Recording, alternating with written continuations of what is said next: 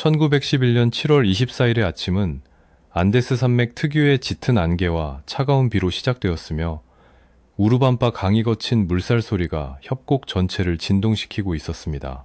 예일 대학교의 젊은 역사학자 하이럼 빙엄은 젖은 텐트 안에서 눈을 떴지만 그날이 자신의 인생뿐만 아니라 고고학의 역사를 뒤바꿀 날이 될 것이라고는 전혀 예상하지 못했습니다.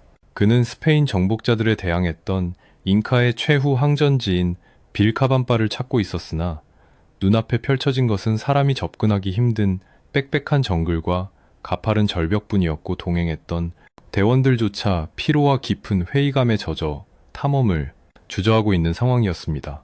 현지 농부인 멜초르 아르테아가는 강 건너편의 높은 산봉우리를 가리키며 그곳에 아주 오래된 폐허가 있다고 무심하게 말했고 그곳을 마추픽추라고 불렀습니다. 빙엄은 그 말을 반신반의하면서도 학자로서의 호기심을 억누를 수 없었기에 단돈 1솔의 은화를 농부에게 건네며 길을 안내해달라고 요청했습니다. 그들이 건너야 했던 다리는 덩굴로 엮은 위태로운 구조물이었으며 발밑으로는 성난 강물이 하얀 거품을 일으키며 흐르고 있었기에 한 걸음이라도 잘못 디디면 목숨을 잃을 수 있는 위험천만한 등반이 시작되는 순간이었습니다. 습하고 무더운 정글을 뚫고 네 발로 기어 오르다시피 가파른 산비탈을 오르는 과정은 인간의 인내심을 시험하는 고통스러운 여정이었습니다. 덤불 속에는 독사 페르드랑스가 도사리고 있었고 숨이 턱까지 차오르는 고산지대의 희박한 공기는 탐험가의 의지를 갉아먹었습니다. 빙엄이 마침내 구름보다 높은 능선에 도달했을 때 그곳에는 뜻밖에도 외부와 단절된 채 옥수수를 경작하며 살아가는 두 원주민 가족이 있었으며 그들은 낯선 이방인을 경계하면서도 시원한 물을 건네며 잠시나마 휴식을 취하게 해주었습니다. 그곳에서 빙엄을 폐허로 안내한 것은 전문 가이드가 아니라 파블리토라는 이름의 어린 소년이었으며 이 아이는 마치 자신의 집 뒷마당을 소개하듯 가벼운 발걸음으로 숲을 헤치고 나아갔습니다. 빽빽한 식물들을 지나쳐 어느 순간 시야가 탁 트이는 지점에 도달했을 때 빙엄은 자신의 눈을 의심할 수밖에 없는 장엄한 광경과 마주했습니다. 그것은 단순한 돌무더기가 아니라 하얀 화강암으로 정교하게 조각된 수많은 벽과 테라스, 그리고 신전들이 초록색 산봉우리 사이에 보석처럼 박혀있는 완벽한 도시의 모습이었습니다. 수백 년 동안 사람의 손길이 닿지 않아 이끼와 덩굴이 뒤덮여 있었음에도 불구하고 그 아래 숨겨진 석조 건축물들은 시간의 흐름을 거스르는 듯한 완벽한 조형미를 뽐내고 있었습니다. 빙엄은 거대한 돌들이 종이 한 장 들어갈 틈도 없이 정밀하게 맞물려 있는 모습을 보며 전율을 느꼈고 이것이 단순한 요새가 아니라 고도로 발달한 문명의 정점임을 직감했습니다. 안개 사이로 드러난 태양의 신전과 왕의 궁전으로 추정되는 건물들은 이곳이 평범한 거주지가 아니라 신성하고 특별한 목적을 위해 건설된 장소임을 웅변하고 있었습니다. 가장 기이한 점은 이토록 웅장하고 정교한 도시가 스페인 정복자들의 기록에는 단 한 줄도 언급되지 않았다는 역사적 침묵이었습니다. 프란시스코 피사로와 그의 군대는 잉카의 황금을 찾아 안데스 구석구석을 뒤졌지만 이 공중 도시는 그들의 탐욕스러운 눈길을 피해 구름 속에 완벽하게 숨겨져 있었습니다. 이것은 잉카인들이 의도적으로 이 도시의 존재를 지우려 했거나 혹은 정복자들이 도착하기 전에 이미 어떤 이유로 인해 버려졌음을 암시하는 미스터리한 정황 증거였습니다. 빙엄이 발견한 것은 단순히 잃어버린 도시가 아니라 서구 문명이 이해하지 못했던 잉카 제국의 우주관과 기술력이 집약된 타임캡슐과도 같았습니다. 거대한 바위를 깎아 만든 인티와타나는 태양을 붙들어 매려는 잉카인들의 열망을 보여주었고 산의 능선을 따라 배치된 수로 시스템은 자연을 정복하는 것이 아니라 자연과 조화를 이루려 했던 그들의 철학을 대변하고 있었습니다. 이 도시는 산 아래에서는 절대 보이지 않는 각도로 설계되었으며 오직 하늘과 독수리 그리고 태양만이 내려다 볼 수 있는 고립된 성역이었습니다. 우리는 여기서 중요한 질문을 던져야 하는데 그것은 도대체 왜 잉카인들이 해발 2430m의 험준한 산봉우리에 이토록 엄청난 노동력을 투입하여 도시를 건설했는가 하는 점입니다. 바퀴나 철기 도구도 없이 오로지 인력과 돌망치만으로 수톤의 화강암을 옮기고 다듬어야 했던 그들의 노고는 현대의 공학적 관점에서도 설명하기 힘든 기적에 가깝습니다. 더욱이 이 도시는 건설된 지 100년도 채 되지 않아 버려졌으며 잉카 제국의 멸망과 함께 역사 속으로 사라져 버렸으니 그 허무함은 이루 말할 수 없습니다. 마추픽추의 미스터리를 풀기 위해서는 우리는 20세기의 시각을 버리고 15세기의 안데스로 돌아가 잉카인들의 영혼과 대화해야 합니다. 그들에게 산은 단순한 지형이 아니라 살아있는 신인 아프였으며 강은 생명을 나르는 혈관이었고 태양은 그들의 아버지이자 절대적인 권력의 원천이었습니다. 이 도시는 단순한 거주지가 아니라 지상의 권력자인 잉카 황제가 천상의 신들과 소통하기 위해 마련한 지극히 사적인 공간이자 종교적 이상향이었을 가능성이 매우 높습니다. 빙엄이 처음 마주했던 그 정막 속에는 수만 명의 석공들이 흘린 피와 땀, 그리고 제국의 영광과 몰락을 지켜본 바위들의 기억이 서려 있었습니다. 안개가 걷히고 드러난 계단식 밭은 농업을 중시했던 제국의 근간을 보여주며 정교한 배수시설은 우기가 잦은 열대 우림 환경에 적응하려 했던 그들의 지혜를 증명합니다. 하지만 텅 빈 광장과 주인을 잃은 집들은 잉카 제국을 덮친 비극적인 운명과 전염병, 그리고 내전의 상처를 소리 없이 증언하고 있어 보는 이의 가슴을 먹먹하게 만듭니다. 우리는 흔히 역사를 승자의 기록이라고 말하지만 마추픽추는 기록되지 않음으로써 오히려 영원한 생명력을 얻게 된 역설적인 공간입니다. 스페인 군대의 파괴를 면했기 때문에 우리는 잉카인들이 남긴 건축과 예술, 그리고 그들의 정신 세계를 원형 그대로 마주할 수 있게 되었습니다. 1911년의 그날, 빙엄이 덩굴을 걷어내며 마주한 것은 단순한 돌벽이 아니라 500년의 잠에서 깨어나 세상 밖으로 나오고 싶어 했던 잉카 문명의 거친 숨결이었을지도 모릅니다. 이제 우리는 빙엄의 시선을 넘어 이 위대한 도시를 구상하고 건설하도록 명령했던 한 남자의 야망과 꿈을 추적해 보아야 합니다. 그는 흙바닥에 흩어져 있던 부족들을 규합하여 남미 대륙을 호령하는 거대 제국 타완틴수요를 건설한 전설적인 지도자이자 마추픽추의 진정한 주인입니다. 역사는 그를 파차쿠티 잉카 유팡키라고 기록하고 있으며 그의 이름은 세상을 뒤흔드는 자라는 뜻을 가지고 있어 그의 삶과 업적을 완벽하게 설명해 줍니다. 안데스의 험준한 산맥을 캔버스 삼아 돌로 시를 썼던 파차쿠티의 비전이 없었다면 마추픽추는 존재하지 않았을 것이며 오늘날 우리가 느끼는 감동 또한 없었을 것입니다. 다음 장에서는 이 걸출한 지도자가 어떻게 혼란스러운 시대를 평정하고 태양의 아들로서 절대 권력을 확립했는지, 그리고 왜 하필이면 이 고립된 삼봉우리를 자신의 영원한 안식처이자 별장으로 선택했는지에 대해 깊이 있게 파헤쳐 볼 것입니다. 안개 속에 가려져 있던 제국의 심장부로 들어가는 문이 이제 막 열리려 하고 있습니다.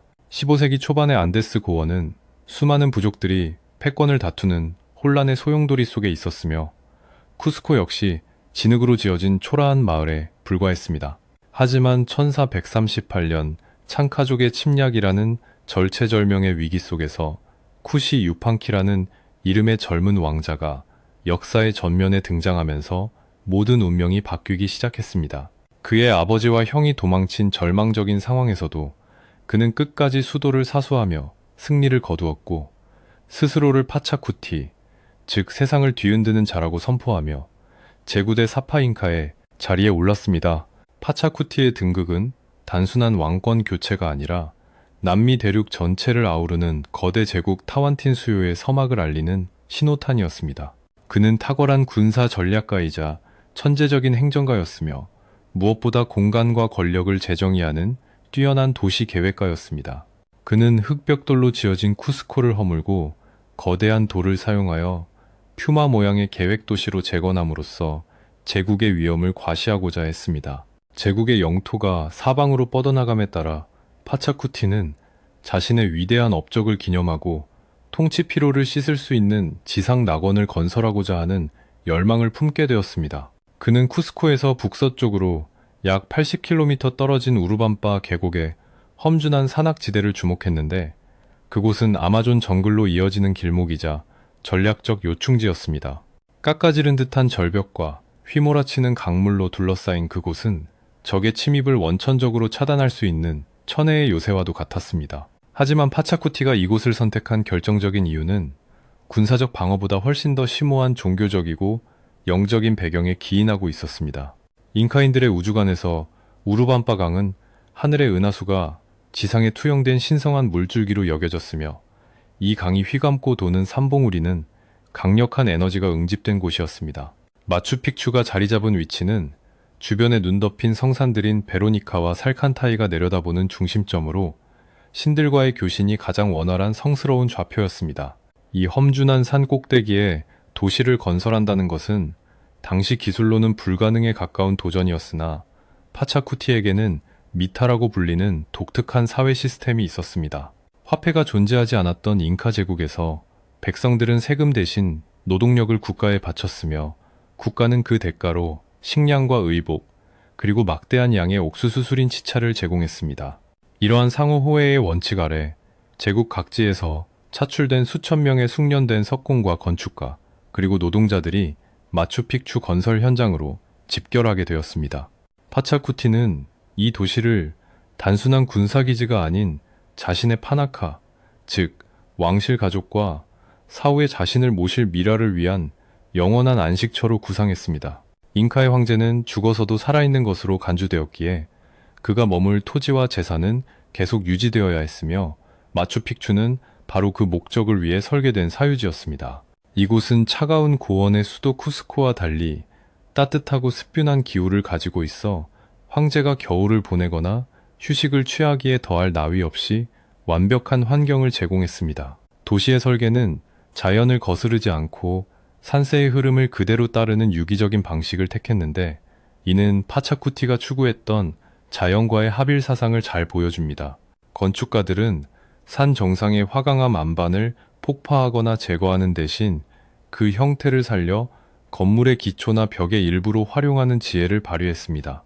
이러한 방식은 건물이 마치 산의 일부인 것처럼 자연스럽게 보이게 만들었을 뿐만 아니라 잦은 지진으로부터 도시를 보호하는 내진 설계의 핵심이기도 했습니다. 마추픽추 건설의 가장 큰 난관은 깎아지른 경사면이 무너지지 않도록 지반을 안정시키고 엄청난 양의 빗물을 처리하는 배수 시스템을 구축하는 것이었습니다. 화려한 석조 건물 아래에는 우리가 볼 수 없는 거대한 지하 기초공사가 숨겨져 있는데, 이는 전체 공사량의 60% 이상을 차지할 정도로 방대한 규모였습니다. 잉카의 엔지니어들은 크고 작은 돌과 자갈, 그리고 흙을 층층이 쌓아 올려 물이 자연스럽게 땅속으로 스며들어 빠져나가도록 설계함으로써 산사태를 완벽하게 방지했습니다. 이 도시는 철저한 계급 사회의 축소판으로서 구역이 엄격하게 나뉘어 있었는데, 가장 높은 곳에는 태양 신전과 왕의 거처가 자리 잡고 있었습니다. 파차쿠티는 자신을 태양신 인티의 아들로 규정했기에 도시의 가장 신성한 장소에 태양을 묶어두는 기둥인 인티와타나를 설치하여 천체의 움직임을 관측하고 제사를 부릴 때 주관했습니다. 이는 황제가 하늘의 뜻을 읽고 시간을 통제하는 절대적인 존재임을 과시하는 정치적 행위이자 종교적 의식이었습니다. 왕족과 귀족들이 거주하는 구역은 정교하게 다듬어진 돌로 벽을 쌓고 사다리꼴 모양의 창문과 문을 내어 조형미와 안정감을 동시에 추구했습니다.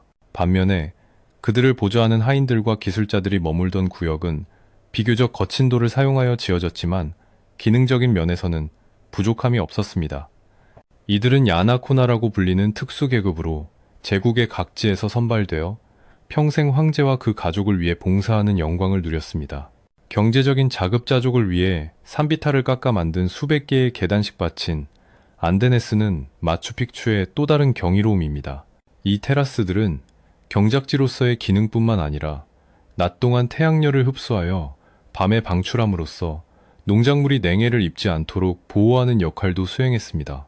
또한 계단식 구조는 산비탈의 토양 유실을 막고 빗물을 효율적으로 분배하여 척박한 환경에서도 옥수수와 감자, 그리고 코카잎을 풍족하게 생산할 수 있게 했습니다. 파차쿠티의 야망은 단순히 건물을 짓는 것에 그치지 않고 안데스의 험준한 지형을 극복하고 물을 끌어오는 수로 건설에서 절정에 달했습니다.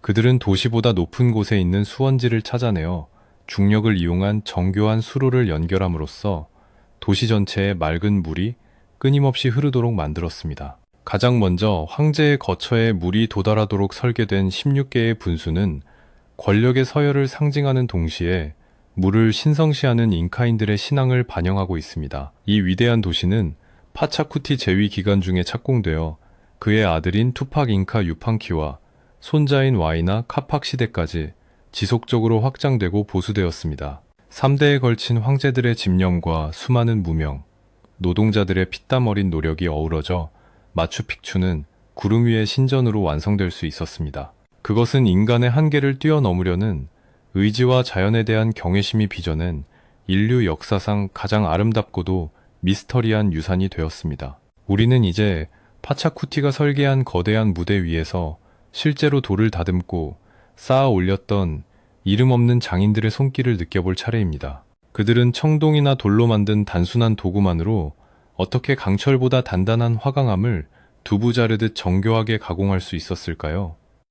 다음 장에서는 잉카 건축 기술의 비밀과 마추픽추에서 펼쳐졌던 그들의 일상, 그리고 돌, 하나하나에 새겨진 그들의 영혼과 철학에 대해 깊이 있게 파헤쳐 보겠습니다. 마추픽추의 진정한 경이로움은 멀리서 바라본 풍경이 아니라 차가운 화강암 표면에 손을 대었을 때 전해지는 전율에 있으며, 이는 단순한 건축수를 넘어선 영혼의 대화입니다. 잉카의 석공들에게 돌은 정복해야 할 대상이 아니라 그 안에 잠재된 형상을 끌어내야 하는 생명체였기에 그들은 바위의 결을 읽고 그 흐름에 맞춰 정을 휘둘렀습니다. 이 도시를 구성하는 수만 개의 돌들은 접착제 역할을 하는 모르타르를 전혀 사용하지 않고 오로지 돌과 돌이 서로를 지탱하는 마찰력과 중력만으로 500년의 세월을 버텨왔습니다. 현대 공학자들조차 혀를 내두르는 이 정교한 맞춤 기술은 아슐라 공법이라고 불리는데, 종이 한 장 들어갈 틈도 없이 밀착된 이음새는 잉카 문명의 완벽주의를 상징합니다. 철기 도구가 없었던 그들은 강돌 중에서도 가장 단단한 흑요석이나 적철광을 망치처럼 사용하여 화강암을 두드리고 갈아내는 인내의 시간을 견뎌야 했습니다. 돌 하나의 표면을 완벽하게 맞물리기 위해서는 수백 번 들어올렸다 내리기를 반복하며 미세한 굴곡을 조정해야 했으니, 이는 노동이 아니라 일종의 수행에 가까운 토로고고로 이바 과정이었습니다. 이러한 건축 방식은 단순히 미적인 아름다움을 추구한 것이 아니라 안데스 산맥의 잦은 지진 활동에 대비하기 위한 고도의 생존 전략이었습니다. 마추픽추의 모든 벽과 창문, 그리고 문은 위로 갈수록 좁아지는 사다리꼴 형태를 취하고 있으며 건물 모서리는 둥글게 마감되어 진동을 효과적으로 분산시킵니다. 지진이 발생하면 돌들은 미세하게 춤을 추듯 흔들리며 충격을 흡수했다가 진동이 멈추면 다시 원래의 자리로 돌아와 더욱 견고하게 결합되는 구조를 가지고 있습니다. 도시의 공간 배치는 잉카의 사회 구조와 우주관을 지상에 그대로 구현한 것으로 크게 상부의 하난과 하부의 후린으로 명확하게 구분되어 있습니다. 신전과 왕족의 거처가 있는 상부 구역은 하늘과 가까운 신성한 공간으로 영적인 권위를 상징하며, 창고와 작업장이 있는 하부 구역은 세속적인 삶과 생산을 담당했습니다. 이 두 구역 사이에는 커다란 광장이 있어 계급 간의 물리적 경계를 짓는 동시에 축제나 의식이 열릴 때는 모두가 하나로 어우러지는 소통의 장이 되기도 했습니다. 왕족들이 머물던 구역인 파나카는 최고급 석재로 마감되어 있으며, 실내는 비쿠냐 털로 짠 직물과 화려한 금속 장식으로 꾸며져 있었을 것입니다.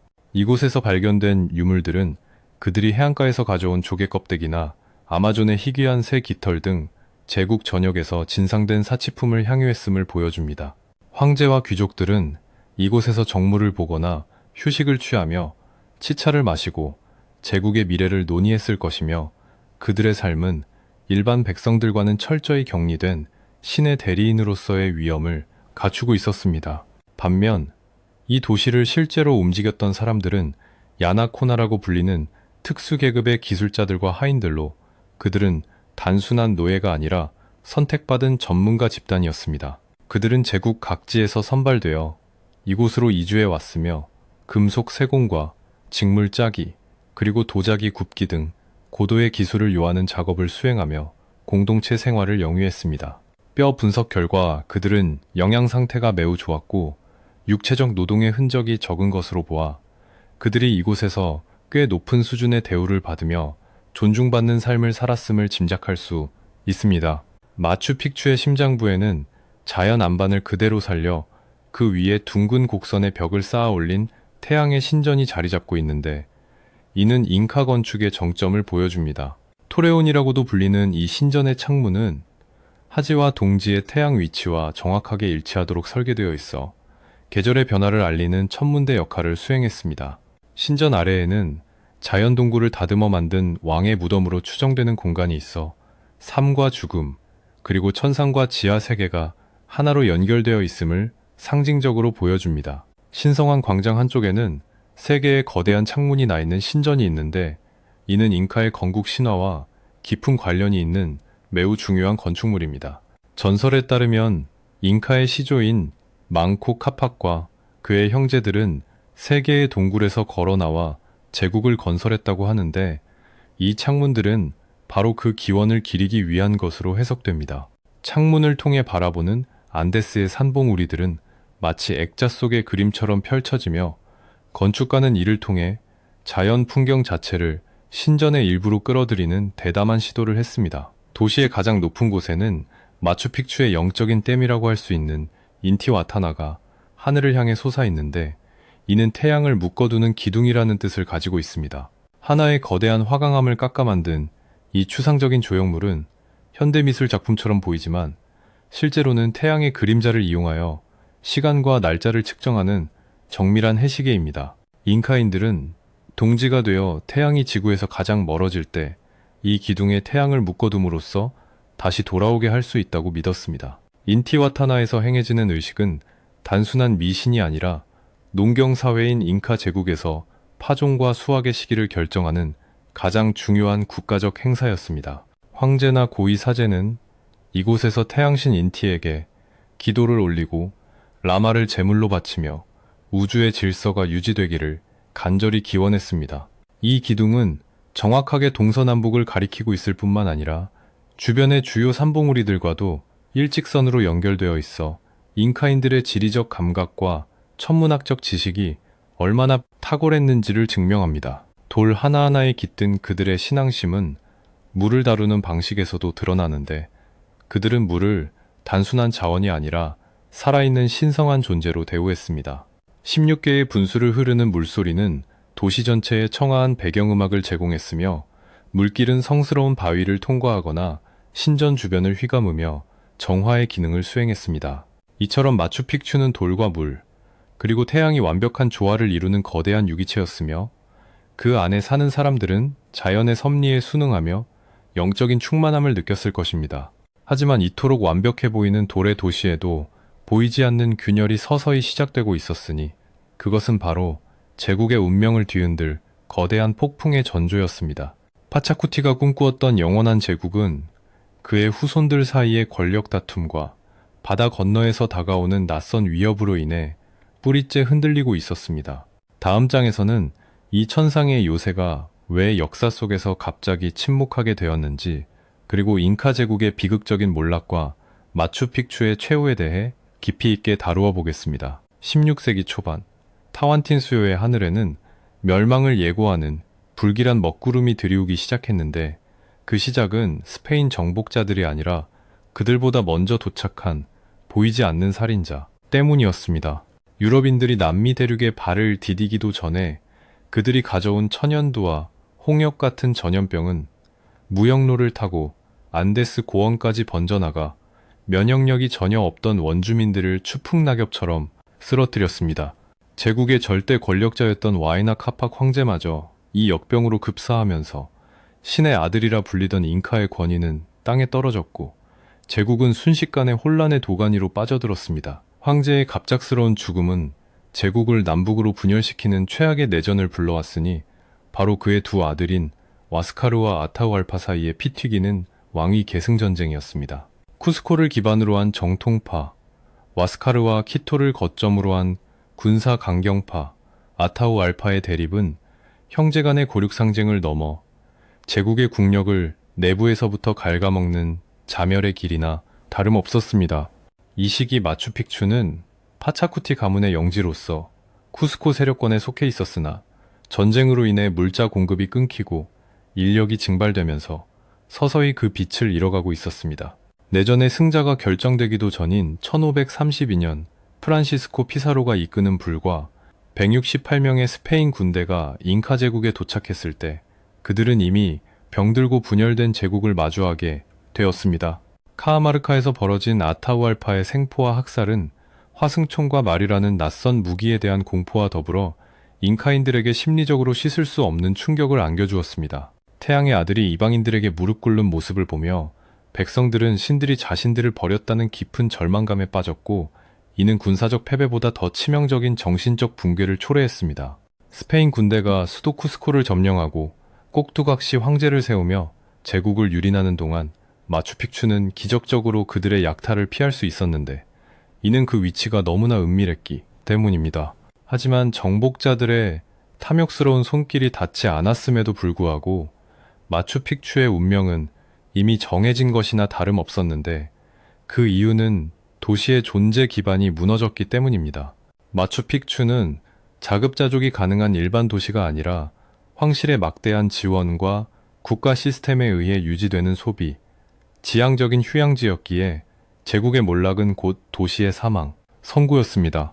잉카의 잔존 세력을 이끌고 스페인에 맞서 끈질긴 저항 운동을 펼쳤던 만코 잉카는 쿠스코를 탈환하려다 실패하자 깊은 정글 속 빌카반바를 새로운 거점으로 삼아 후퇴를 결정했습니다. 이 과정에서 마추픽추의 사제들과 귀족들은 중대한 갈림길에 서게 되었는데 이곳을 요새화하여 끝까지 항전할 것인가 아니면 도시를 버리고 더 깊은 숲으로 숨어들 것인가 하는 문제였습니다. 그들은 결국 도시를 버리는 쪽을 선택했는데 이는 마추픽추가 방어에는 유리하지만 장기전을 치르기에는 식량과 물자 보급이 턱없이 부족했기 때문인 것으로 분석됩니다. 마추픽추를 떠나기로 결정한 그들의 마지막 행동은 도시를 파괴하는 것이 아니라 철저하게 봉인하고 흔적을 지우는 것이었다는 점에서 잉카인들의 깊은 신앙심을 엿볼 수 있습니다. 그들은 스페인 군대가 이곳을 발견하여 신성한 태양신전과 조상들의 미라를 모독하는 것을 가장 두려워했기에 도시로 들어오는 8개의 길을 모두 끊고 다리를 불태웠습니다. 숲이 우거진 산길을 인위적으로 막아버림으로써 그들은 자신들의 성역이 이교도들의 발에 짓밟히는 것을 막고자 했으며 이는 역설적으로 마추픽추를 영원히 보존하는 결과를 낳았습니다. 도시를 떠나는 마지막 날의 풍경은 비명이나 전투의 함성 대신 무거운 침묵과 억누른 흐느낌만이 가득했을 것으로 짐작됩니다. 야나코나들과 여사제들은 가장 소중하게 여겼던 황금로 만든 신상들과 조상들의 미라를 챙겨 험난한 빌카반바의 길을 따라 안개 속으로 사라졌습니다. 그들이 떠난 자리에는 무거운 돌벽과 텅 빈 광장만이 남았고 주인을 잃은 라마들만이 한가롭게 풀을 뜯으며 제국의 마지막을 지켜보았을 것입니다. 흥미로운 사실은 스페인 기록 어디에도 마추픽추에 대한 언급이 없다는 점인데 이는 잉카인들의 비밀 유지 전략이 얼마나 성공적이었는지를 증명해 줍니다. 심지어 스페인 군대가 빌카반바를 공격하기 위해 마추픽추 근처를 지나갔을 때조차 그들은 구름 위에 숨겨진 이 거대한 도시의 존재를 전혀 눈치채지 못했습니다. 그렇게 마추픽추는 인간의 역사에서 지워져 전설 속으로 사라졌고 오직 지역 원주민들의 입에서 입으로만 전해지는 잊혀진 성역이 되었습니다. 사람들이 떠난 후 도시는 급속도로 자연의 품으로 돌아가기 시작했는데 이것은 파괴가 아니라 태초의 모습으로 회귀하는 과정과도 같았습니다. 광장은 잡초로 뒤덮이고 덩굴 식물들이 석벽을 감싸 안으면서 도시는 거대한 초록색 숲의 일부가 되어 안데스의 안개 속에 잠들었습니다. 지붕을 덮었던 짚은 썩어 없어졌지만 정교하게 맞물린 돌벽들은 굳건히 자리를 지키며 언젠가 다시 찾아올 누군가를 위해 수백 년의 고독을 견뎌내기 시작했습니다. 마추픽추의 몰락은 단순한 도시의 포기가 아니라 한 문명이 외부의 충격과 내부의 모순으로 인해 어떻게 붕괴되는지를 보여주는 비극적인 사례입니다. 하지만 잉카인들은 물리적인 영토는 빼앗겼을지언정 자신들의 정신적인 고향인 마추픽추만큼은 끝까지 지켜냄으로써 후세에 자신들의 문화를 온전하게 전달할 수 있었습니다. 그들이 떠나며 남긴 것은 폐허가 아니라 시간조차 멈추게 만든 영원한 침묵이었으며 그 침묵 속에는 정복되지 않은 잉카의 자존심이 서려 있었습니다. 이제 우리는 긴 역사의 터널을 지나 다시 현재로 돌아와 이 위대한 유산이 우리에게 던지는 메시지에 귀를 기울여야 할 때가 되었습니다. 수백 년의 잠에서 깨어난 마추픽추는 오늘날 우리에게 단순한 관광지 이상의 의미를 전달하고 있으며 인류가 나아가야 할 방향을 묵묵히 제시하고 있습니다. 다음 마지막 장에서는 폐허가 된 도시가 어떻게 현대에 다시 부활하여 인류의 보편적 유산이 되었는지, 그리고 그 돌들이 우리에게 속삭이는 마지막 교훈은 무엇인지에 대해 성찰해 보겠습니다. 1572년 잉카의 마지막 황제 투팍 아마루가 스페인군에게 처형당하면서 타완틴수요의 공식적인 역사는 막을 내렸고, 마추픽추는 세상의 기억 속에서 완전히 잊혀진 채 깊은 잠에 빠져들었습니다. 사색이라는 긴 시간 동안 안데스의 거친 비바람과 정글의 맹렬한 식물들은 인간이 남긴 흔적을 천천히 덮어버렸으며 돌벽 사이로 거대한 나무 뿌리가 얽히고 설켜 마치 자연이 이 도시를 외부의 침입으로부터 보호하려는 듯 단단히 품에 안았습니다. 이 기간 동안 마추픽추는 지도에서 사라진 유령 도시였지만 산 아래 원주민들에게는 여전히 조상들의 영혼이 머무는 경외의 대상이자 함부로 범접할 수 없는 신성한 영역으로 남아 그 맥을 이어오고 있었습니다. 1911년 하이럼 빙엄에 의해 세상에 다시 모습을 드러냈을 때 서구 사회가 받은 충격은 실로 엄청난 것이었으며, 이는 잃어버린 문명에 대한 서양인들의 낭만적 환상을 자극하기에 충분했습니다. 초기에는 이곳이 잉카 문명의 탄생지나 혹은 태양의 처녀들이 숨어 살던 은신처라는 잘못된 가설들이 난무했으나, 현대 고고학의 정밀한 발굴과 연구를 통해 이곳이 파차쿠티, 황제의 왕실 사유지이자 종교적 휴양지라는 역사적 진실이 밝혀졌습니다. 하지만 이러한 학술적 규명에도 불구하고 마추픽추가 뿜어내는 신비로운 아우라는 조금도 퇴색되지 않았으며, 오히려 그 정교한 기술력에 대한 현대인들의 감탄은 더욱 커져만 갔습니다.